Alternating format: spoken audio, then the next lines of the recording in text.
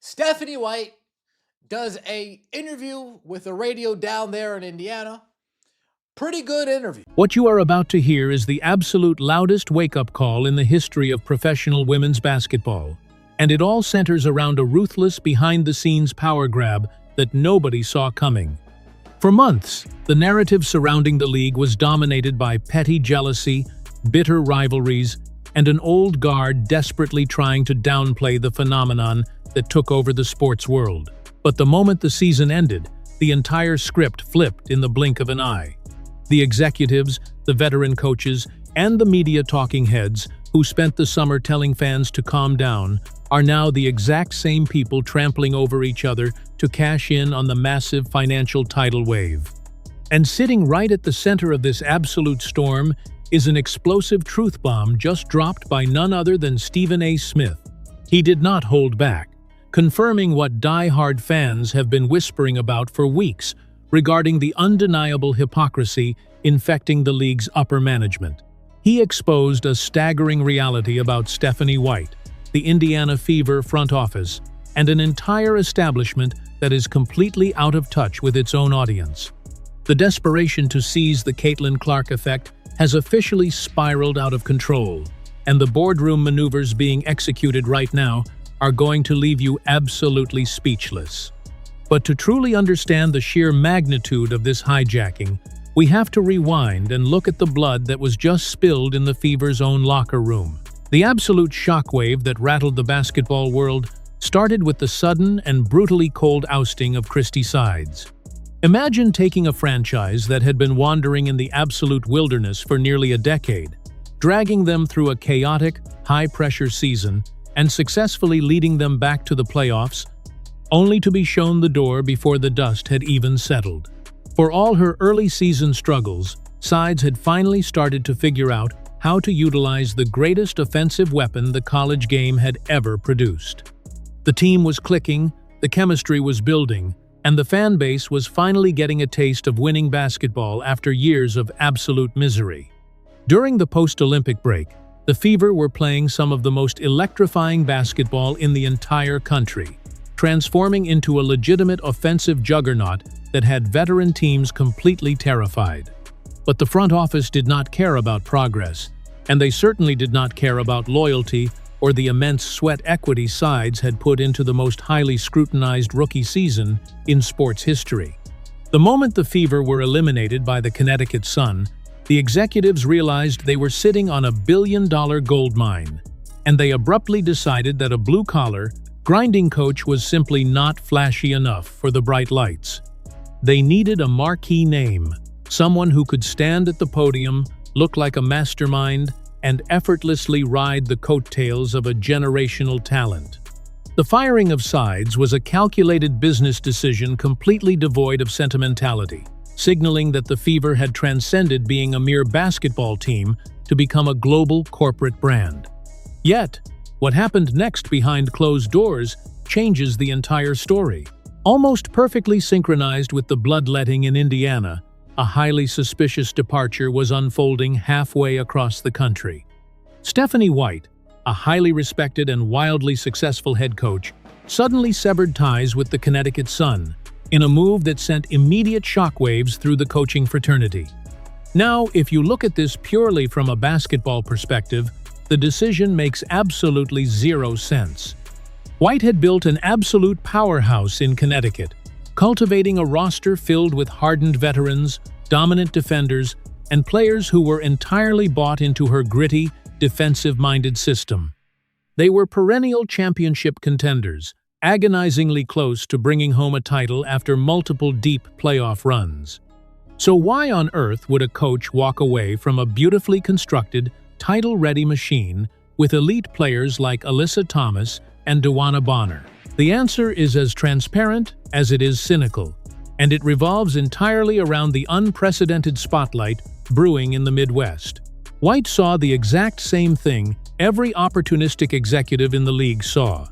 She recognized that winning a championship in Connecticut would bring her a nice trophy, but stepping into the head coaching role for the Indiana Fever would bring her international fame, unimaginable media coverage, and the keys to the most lucrative kingdom in all of women's sports.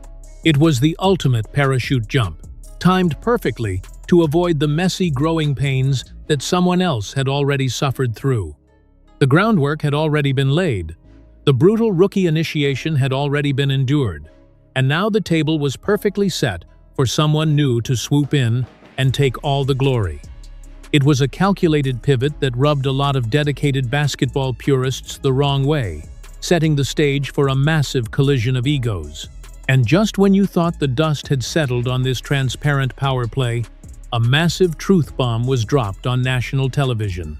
Stephen A. Smith, who had spent the entire summer going to war with his own colleagues over the blatant disrespect shown to the rookie sensation, took to the airwaves and completely dismantled the illusion. He confirmed what the most dedicated grassroots fans had known all along. The old guard is entirely out of touch with reality. Smith pointed out the staggering hypocrisy of a league that spent an entire year acting like they didn't need this new spotlight, only to suddenly rearrange their entire power structures just to get a piece of it. He specifically highlighted how coaches and executives, including the incoming regime for the Fever, are completely disconnected from the fans who actually built this massive new economy. During a fiery segment, he broke down how the WNBA establishment spent months trying to humble Clark, allowing physical altercations on the court, and turning a blind eye to the toxic narratives being spun by bitter veterans on podcasts. But the moment the season ended and the league secured a monumental new television deal, those exact same people suddenly wanted to be the ones steering the ship. Smith made it crystal clear that the incoming leadership is trying to seize the narrative, acting as if their veteran brilliance is the missing piece of the puzzle, when in reality, their only job is to get out of the way. He didn't hold back in his assessment of the sheer arrogance required to step into a situation created by a once-in-a-lifetime player and act as if the coaching staff is the main attraction. His rant tore the mask off the entire operation, exposing it as nothing more than a desperate scramble for relevance by people who initially looked down on the very phenomenon that is now paying their salaries. But the backlash was already brewing long before he even turned on his microphone. The moment the rumors of this orchestrated transition hit social media, the fan base erupted, and the deep disconnect between the front office and the ticket buyers became glaringly obvious. The new wave of supporters, the ones who have shattered viewership records, bought out every jersey in existence, and sold out arenas across the entire country, are fiercely loyal to the player who brought them there. They watched every brutal foul, every petty post-game comment, and every media gaslighting attempt throughout the summer with intense scrutiny. They saw how the established veterans and legacy coaches treated this rookie when she first arrived, treating her like an unwanted intruder rather than the savior of their financial ecosystem. So, when the news broke that an established veteran coach, deeply tied to the league's old establishment, was suddenly abandoning her elite team to come take over the Fever, the fans immediately smelled a rat. The comment sections and forums were flooded with accusations that this was nothing but a massive clout-chasing move. Fans openly questioned why the front office felt the need to bring in someone who represents the old guard, rather than seeking out an innovative, forward-thinking offensive mind who could truly unlock the team's historic pace and space potential. The frustration is rooted in a deep-seated belief that executives are treating the fan base like they are entirely stupid. The front office believes that slapping a familiar, respected name on the head coaching door will legitimize the franchise in the eyes of the basketball purists, completely ignoring the fact that the new fan base absolutely despises the old guard. It is a massive miscalculation of public relations, proving that the people making the decisions in the boardroom are fundamentally out of touch with the very people buying their merchandise. And this disconnect unearths an even darker layer to the entire saga.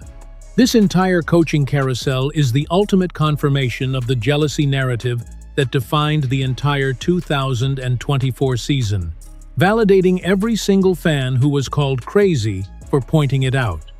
For months, Media apologists tried to convince the public that there was no resentment, no bitterness, and no targeted animosity toward the new face of the league. They claimed that the hard hip checks, the exclusionary Olympic roster snubs, and the dismissive comments from former players were just normal competitive fire. But the sudden, ruthless scramble to secure the head coaching job in Indiana completely shatters that convenient lie. If the rookie season was truly just business as usual, then an established, respected coach like White would never abandon a championship-caliber team just to take over a franchise that barely scraped into the first round of the playoffs. The reality is that the entire league knows exactly who holds the power, and their deep-seated jealousy has simply morphed into strategic opportunism. They couldn't humble her on the court, they couldn't break her spirit with physical intimidation, and they couldn't turn the media against her despite their best efforts. So, the new strategy for the old guard is remarkably simple. If you can't beat the phenomenon, you must find a way to become her boss. It is the ultimate ego trip for an establishment that refuses to let go of the steering wheel. The veterans want to stand on the sidelines, cross their arms, and take the credit when the team eventually makes a deep playoff run. They want the historical narrative to reflect that it was their veteran leadership, their steady hand, and their brilliant systemic adjustments that finally unlocked the championship potential. It is a blatant attempt to steal the spotlight and reassert dominance over a player whose organic popularity completely terrified the establishment from day one. But as this grand plan is being executed, the true motivation behind the madness is becoming impossible to ignore. At the end of the day, every single move being made in this high-stakes chess match comes down to pure, unadulterated financial greed and the pursuit of unprecedented corporate power. The league recently secured a monumental television rights deal worth billions of dollars, a tectonic shift in the financial reality of the sport. And the entire basketball world knows exactly whose face sold that massive package.